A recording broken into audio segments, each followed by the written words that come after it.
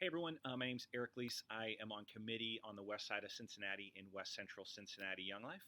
Just want to share with you three real practical ways that I've seen Jesus at work in the ministry of Young Life in this crazy, weird, unpredictable year that 2020 has become.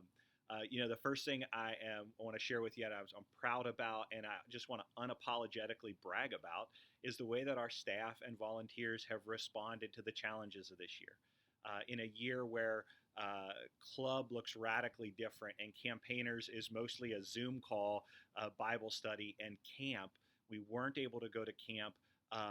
When you think about all of the things that have been kind of chipped away and altered and shifted, what's been incredible to watch is that instead of hanging our heads and saying, oh, well, I guess we're going to have to cancel everything, our staff has continued to find ways to be creative in living out this ministry by focusing on what it's all about, which is how do we still build relationships with kids? How do we go where they are, learn their names, and continue to share Jesus with them without all the bells and whistles that maybe sometimes we've over relied on in the past?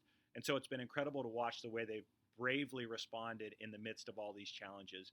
And then because of the way they've responded, the second thing is just the impact of this ministry continues to be powerful. In our committee meetings every month, we get together and everything has changed over the course of this year.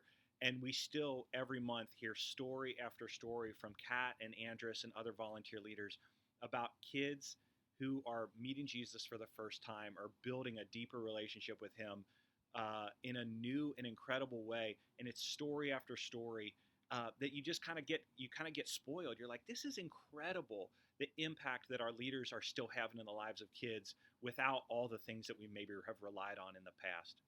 So they've responded really well. The impact has been incredible. And then the third thing that's been really fun to watch is the way that Jesus has really shaped this ministry's vision for 2021. No one knows what 2021 is going to look like.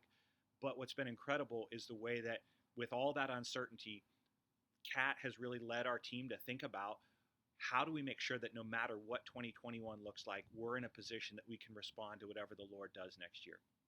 And so whether that's piling up some additional resources so we can make sure that kids can get to camp regardless of how COVID has impacted their families, or whether it's having some additional finances so that when our staff and volunteer leaders can start doing club again, that they're really over-resourced, that they can be creative, that they can really push the envelope, because we know that when we're able to get back together, kids are going to be desperate for the type of authentic, real relationships that Young Life is in this community.